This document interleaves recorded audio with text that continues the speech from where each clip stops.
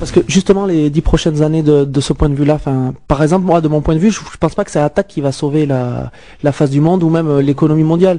Et donc, qu'est-ce que, en tant que sociologue, tu imaginerais qui va se passer? Enfin, genre, est-ce que ces phénomènes-là vont s'accroître ou qu'il va y avoir un retour vers une certaine rigueur et vers une certaine analyse et une certaine logique? Enfin, par exemple, la télé-réalité, est-ce que la télé-réalité va encore augmenter? Est-ce qu'il va y avoir des suicides comme on l'annonce? La dérive de la télé-réalité et l'accélération de sa logique.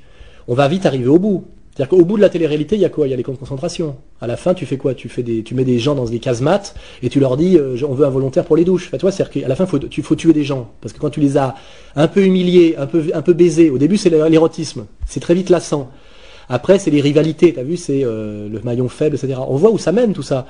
On ne fait que solliciter le désir sadique des gens. Tu vois, le désir de voir des gens souffrir, pleurer, la catharsis malsaine, le cocufiage, la violence, la délation. À la fin, on voit vers la guerre, vers mettre en scène de dire, il y en a un qui doit survivre, 1 million d'euros à celui qui reste vivant. Et puis on filme des mecs en train de s'entretuer. Enfin, tu vois, on n'est pas loin de ça déjà dans la mise en place. Donc soit on va jusque là, soit à un moment donné la télé-réalité s'écroule parce qu'elle a usé son, tu vois, elle a très vite cramé son capital. Or aujourd'hui, on a des espèces de stratégies qui vont très vite à leur point zéro. C'est-à-dire, les gens se lassent. C'est-à-dire, au bout de la première compagnie, deuxième, troisième, à la troisième mouture, tu vois, le loft. Ils ont tenu deux saisons et après c'est déjà démodé. Et après c'est qu'est-ce qu'on peut faire d'autre de pire. Et comme on joue sur des cordes humaines qu'on connaît très bien, qui sont basées beaucoup sur la laideur, tu vois, le pulsionnel, ça va très vite au meurtre, tu vois, on voit très bien où est le trou noir de tout ça. C'est Georges Bataille peut nous éclairer très facilement, tu vois. À la fin, c'est vous entretuez, quoi.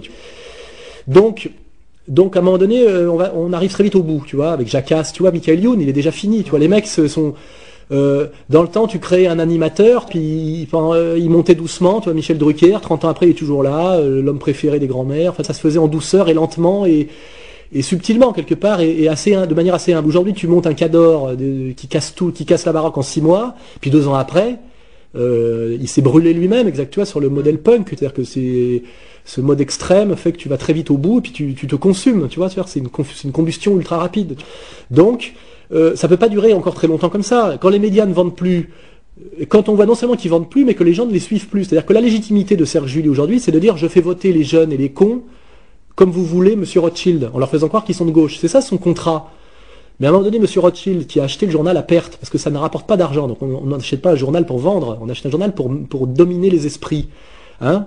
Mais quand ces journaux qui sont censés dominer les esprits ne dominent plus rien, parce que quand Libération dit à tous les lecteurs de Libé, votez oui à la Constitution, et que les gens, même dans les sondages, te disent oui, je lis Libé tous les jours par habitude culturelle, mais je vote non quand même, Monsieur Serge July, ça veut dire que, comme Edoui Plenel se fait sortir du monde, j'attends le moment où Serge July va se faire sortir de Libé. Parce que soit Serge July se fait sortir de Libé, et Libé peut avoir une nouvelle mouture et durer encore un peu, soit Libé meurt, va jusqu'au bout et disparaît avec Serge July, qui, si tu veux, a tellement compromis son honneur et sa dignité, en tant qu'homme de gauche issu de mai 68, et elle est tellement loin dans l'abjection, le mensonge et les contradictions, qu'à un moment donné, c'est comme Malek Bouti avec le PS, il ne rapporte plus rien. C'est-à-dire que Malek Bouti, il est à la charge du PS, mais quelle influence a-t-il sur sa cible d'origine et son segment de marché d'origine?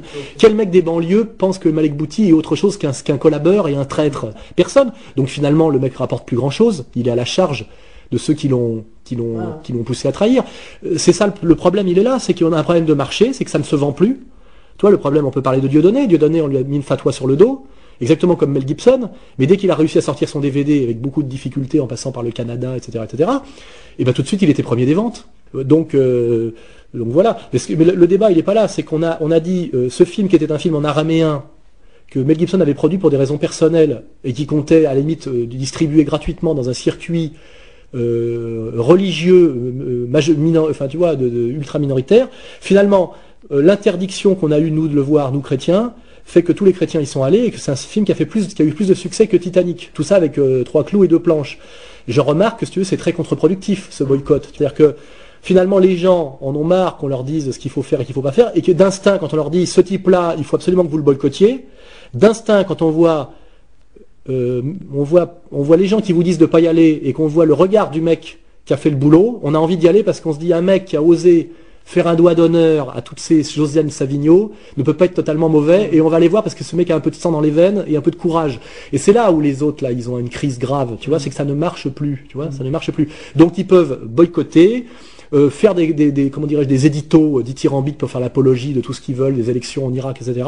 Le peuple de France, qui n'est pas très courageux, mais qui n'en pense pas moins, si tu veux, donne l'impression de se soumettre, parce qu'effectivement, ils ne sont pas révolutionnaires, mais quand ils peuvent, si tu veux, faire un petit doigt d'honneur, en allant voter discrètement pour Le Pen au premier tour, en allant voir le film de Mel Gibson ou en achetant le DVD de Dieudonné, parce qu'ils sont tous allés l'acheter en douce, ils le font. Donc moi je dis à ces décideurs, à ces gens de pouvoir et aux gens qui travaillent pour eux, vous avez un problème, c'est que ça ne marche plus. Je veux dire, quand ça marche plus, il faut réfléchir, hein, parce que c'est tout. Moi, à la limite, si vous voulez me consulter et me payer correctement, je peux peut-être vous expliquer pourquoi ça ne marche plus.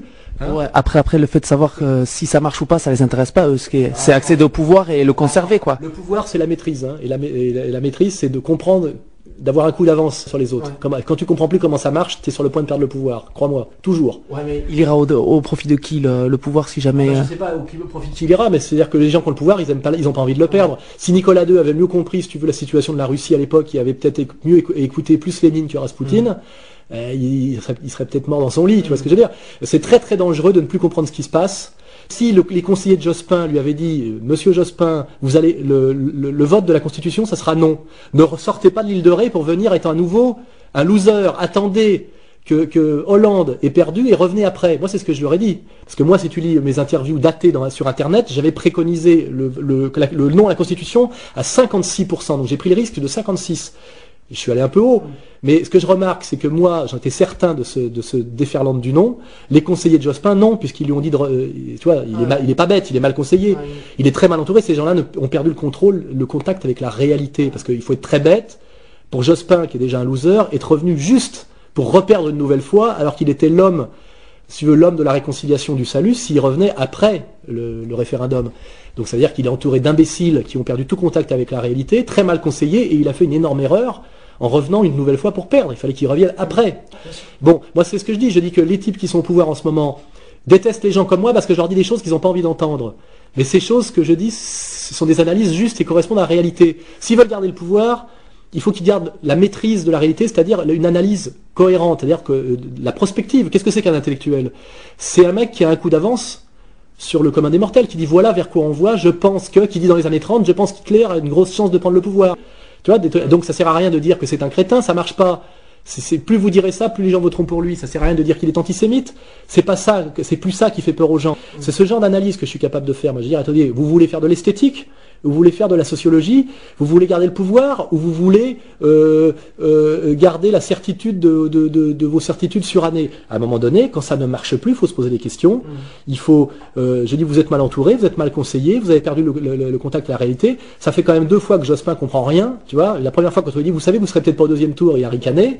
Moi, je savais que Le Pen serait au 2e tour, je l'avais écrit, tu vois. Je l'avais écrit, j'en étais sûr, tu vois. Et là, je savais que ça serait, et tout ça, c'est dans mes textes. Donc moi, je dis pas grand chose. Je dis, on peut penser ce qu'on veut de ce que j'écris, de ce que je dis. Il se trouve que j'ai à peu près raison sur tout ce que j'ai écrit depuis 1984.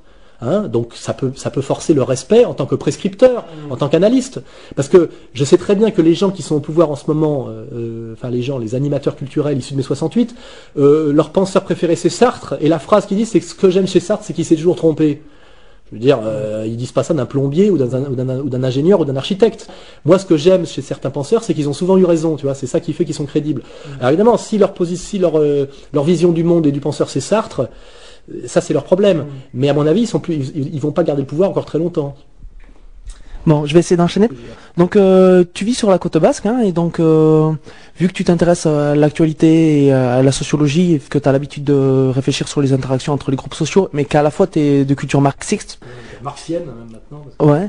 Et du fait que, justement, la culture marxiste est contre les nationalismes, est-ce que déjà tu as été confronté à t'intéresser aux problèmes basques, et est-ce que tu perçois ça comme un problème, ou est-ce que tu as plutôt une sympathie, ou... Je vais te répondre très honnêtement. J'ai travaillé sur plusieurs sujets, comme tu sais, en tant que sociologue populaire, journaliste, tout ce que tu veux, notamment les femmes, le féminisme, la séduction, etc., et sur les communautarismes. Ça m'a attiré beaucoup d'ennuis, parce que quand tu montres du doigt les communautarismes, les communautés montrent du doigt, t'attaquent, tu vois, et te disqualifient, etc. Donc j'ai eu sur le dos, comme tu le sais, le mouvement ACT UP qui m'a emmerdé, les féministes, les sionistes, quand j'ai osé parler du communautarisme,